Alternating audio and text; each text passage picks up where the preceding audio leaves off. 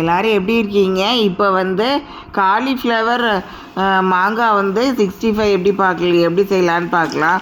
அதுக்கு வந்து காலிஃப்ளவர் வந்து 151 கிராம் எடுத்துக்கோங்க, ஒரு சின்ன காலிஃப்ளவர் வந்து. அதுக்கப்புறம் வந்து மாங்காய் வந்து ஒரு நல்ல பழுத்தும் காயுமா ரெண்டுமா இருக்கிற மாங்காய் வந்து ஒன்று எடுத்துக்கோங்க, அது 271 கிராம் அது வந்து.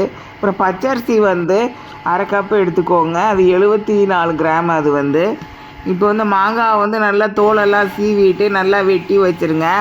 அதை எடுத்து மிக்சியில் போட்டு அரைச்சி எடுத்துக்கோங்க. அதை எடுத்து அந்த காலிஃப்ளவர் இதில் வந்து நல்லா கழுவிட்டு அதுக்கப்புறம் வந்து அதில் வந்து 1 ஸ்பூன் உப்பு போட்டுக்கோங்க, 1 டேபிள் ஸ்பூன் வந்து குழம்பு மிளகாத்தூள் போட்டுக்கோங்க. மெஷரிங் கப்பில் வந்து அரை கப்பு வந்து பச்சரிசி மாவு போட்டுக்கோங்க, அது வந்து 74 கிராம் வந்து. அதை போட்டுட்டு நல்லா வந்து பரட்டி எடுத்துகிட்டு கடாயில் வந்து எண்ணெய் வந்து கேஸ் ஸ்டவ்வில் மீடியத்தில் வச்சு கொதிக்க வைங்க. நல்லா கொதிக்க வந்தோடனே அந்த எல்லாத்தையும் எடுத்து அந்த துண்டங்களெல்லாம் எடுத்து அதில் போட்டு நல்லா பொரிச்சு வந்ததுக்கப்புறம் எடுத்துகிட்டு அதை தனியாக எடுத்து ஒரு தட்டில் வச்சுக்கோங்க. இந்த மாதிரி வந்து மாங்காய் வந்து புளிப்பாகவும் கொஞ்சம் ஒரு மாதிரி காரமும் புளிப்புமாக இருக்கும். மாங்காய் கொஞ்சம் கம்மியாக போடணும்னு நான் நினைக்கிறவங்க போட்டுக்கோங்க, கொஞ்சம் கம்மியான அளவு போட்டுட்டு உரப்பு ஜாஸ்தியாக போடணும்னா உரப்பு போட்டுட்டு இந்த மாதிரி சமைச்சு குழந்தைங்களுக்கு கொடுங்க. நன்றி. இப்போ வந்து பச்சரிசி மாவு வந்து ஆப்பம் வந்து எப்படி செய்யலான்னு பார்க்கலாம். அதுக்கு வந்து 1½ கப் வந்து பொன்னி புழுங்கல் அரிசி எடுத்துக்கோங்க, 306 கிராமு. 1½ கப்பு வந்து மெஷரிங் கப்பில் வந்து பச்சரிசி மாவு எடுத்துக்கோங்க, அது 300 கிராமு. ரெண்டையும் ஒன்றா கலந்து தண்ணியை நல்லா கழுவிட்டு நல்லா தண்ணியை ஊற்றி நல்லா ஊற வச்சுருங்க.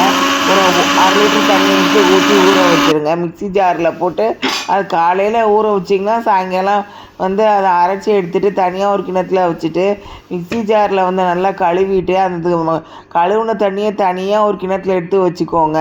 இது விருந்தார் ஆச்சி சமையல் தமிழ், இது சப்ஸ்கிரைப் பண்ணுங்கள். நன்றி. அதுக்கப்புறம் வந்து அதை ரெண்டையும் தனியாக ஒரு மூடி வச்சுட்டு அடுத்த நாள் காலையில் வந்து அந்த மிக்ஸி ஜாரில் அரைச்ச தண்ணி எடுத்து கொஞ்சமாக ஊற்றிட்டு நல்லா இந்த மாதிரி கிண்டி விடுங்க.